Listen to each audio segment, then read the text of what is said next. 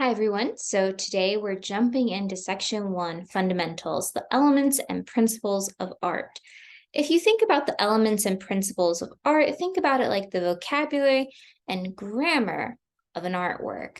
It's all the terms we use to describe the little bits of composition that then come together to form the finished artwork.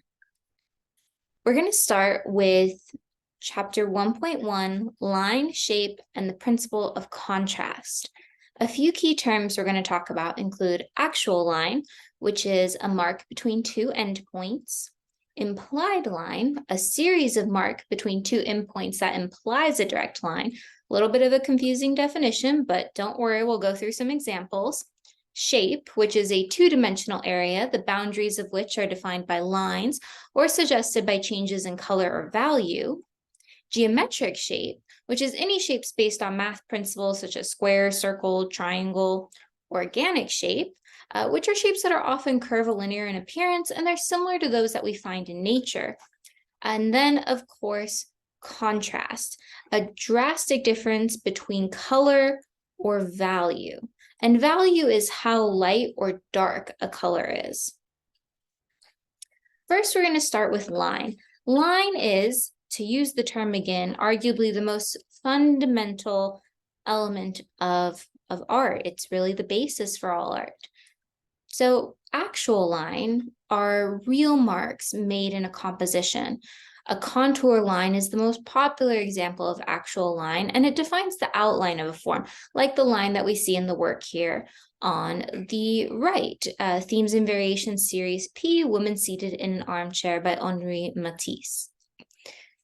Now, contour lines, if you think about it like this, are usually the first technique that we as people, especially like when we're kids and we start drawing in elementary school, start using. Think of when you draw people, houses, stick figures, trees, things like that. We're really using contour line. Now, implied lines are a little trickier. So they're when the viewer's eye, you as the viewer, connects other elements of an artwork to create a line that then leads to a focal point. So this can be done in a few ways. It can be done by using other shapes or forms to create a line. So for example, on this previous slide, the example I had is this little dashed line is a form of implied line. It's a bunch of small lines, really, that just make up a bigger one. It can also be created using compositional elements, lighting, or having a specific focal point. A focal point is where your eye immediately goes to, a focus point, if you will, in a work. And so having changes in lighting and a focal point create an implied line that your eye follows. So in the picture above, for example, we see an implied line using this method of lighting and a focal point. So the movement of the figures and the direction that the figures in the painting are looking at each other or drawing is really what gives us that implied line. It leads to the near touch of the father and son's hands, and mainly towards the son here on the right of the picture, the younger man who's kind of throwing his arm up. And we see the father reaching for him, and they kind of converge in this triangle. And so we have this diagonal line that's implied between the two of them, and as they're reaching for each other there. And this can also be seen in shading, right? There are parts where we see lines in their clothing and things like that that aren't actual lines. It's done by that slight contrast between light and dark to create the illusion of a line. Here are two more examples of implied line versus actual line. So in the work on the left, and both of these can be seen in your book, the work on the left is on page 47. It's from a micrography, which just means very small text from a Hebrew holy text. And when you look, especially in your book, at the full size image, it looks like these outlines and borders are true lines, but as we get closer, we see it's actually text, but it creates that illusion of a line. It implies a border, it implies a contour line. Whereas in the piece on the right, which can be found on page 46, we see again the use of a contour line, of actual line, to create the outline of this figure here. We also see another type of line used very often in artworks called directional line, We'll explore this a bit more in depth when we get to our conversations about perspective. But for now, just think about directional lines as a way to communicate direction and movement. So for example, here, your eye is drawn downward, the way that the two steel poles are kind of coming in together to show the height at which these men are working. We also have communicative line, which is lines that are used to communicate emotions and ideas. And a lot of this has almost a kind of subconscious effect on us. So for example, vertical lines, and this graphic is on page 49 if you'd like to review it in your book. Vertical lines often communicate strength, stability, authority. Think of columns on bank buildings or government buildings and how we associate those lines with their authority and their presence. Now, horizontal lines, calm, peace, passiveness. Think of rolling hills or a large plain in a landscape or a boat on a calm sea. It has a very peaceful feeling. And, pictures of beaches and things like that, where we have the smooth horizon line, always very calm. Now, diagonal lines are used to communicate movement, action, drama, like the little image of the guy running down here, but also think of graphic novels and comic books and how they pop out at you, and there are lots of diagonal lines used. This can be happy, sad, angry. It doesn't really fall to be that narrow in its emotion, but it's just about that kind of action and movement that we see. An example of this in a very famous work is seen in Frida Kahlo, The Two Fridas. Now, Frida Kahlo is a Mexican painter. She's sometimes called a surrealist painter, but often pushed back against that term herself. And this is a self-portrait that she did.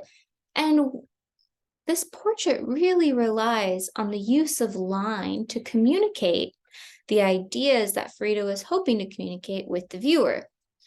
So when we look at this painting, we see two Fridas. The one on the right is dressed in more traditional Mexican indigenous clothing, and the one on the left is dressed in a more European style. This is showing the dichotomy that Frida struggled with her own identity of being both Spanish Mexican descent and European descent, and how she had these two different identities within her. And it shows how these are connected because she uses the line of the artery between the two hearts to quite literally connect herself. There's also somewhat of a line, an implied line, if you will, in the hand holding. There's that very real connection there, but it implies a much stronger line than what is painted. And you can also see here how towards on the Frida on the left, where she's cut that artery, that line, we keep drawing our eye down to it. In fact, there's a little bit of an implied line where it disappears behind her dress and then reappears. Our eye invents where that line goes behind it. And then it's cut, which a lot of people think in this painting represents her tumultuous relationship and divorce with her husband, Diego Rivera. All examples of how she's using line to create emotion. It's an example of communicative line, but it uses both actual line and implied line in it. Now, when we talk about shape, we really are looking at geometric versus organic shapes. So geometric shapes are composed of regular lines and curves. Perfect shapes, planned shapes, really anything that you'd study in geometry or shapes based on mathematical principles. Now, organic shapes are made up of irregular lines that suggest the natural world. That doesn't mean you can't have a circle or a square as an organic shape, but it'll be imperfect somehow. That makes it feel a little bit more organic and natural. We also have, just like we have implied line, we have implied shape. So implied shape is a shape that's suggested or created more by the psychological connection of dots, lines, areas, or their edges, and it creates the visual appearance of a shape that doesn't actually exist. So in the example above, you can infer fully drawn shapes from these suggested, dots and lines that are placed. For example, in the one on the very left, maybe you see a star or a pentagon. In the middle, two circles, perhaps, a Venn diagram, and on the right, a triangle, even though these aren't directly drawn. A good example of this that we kind of see out and about is in a lot of logos. The AT&T logo with that little globe above it is a really great example of the use of implied shape.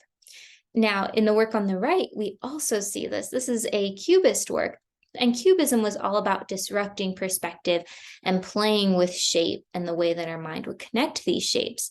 And so even though this is a very distorted image of a breakfast table, shapes are broken up, it almost looks kind of like a mosaic of different images, our mind is connecting shapes. We'll connect the spout with the rest of the teapot here, and we'll connect the top of the glass with the spoon and the table legs with the tabletops, all examples of implied shape.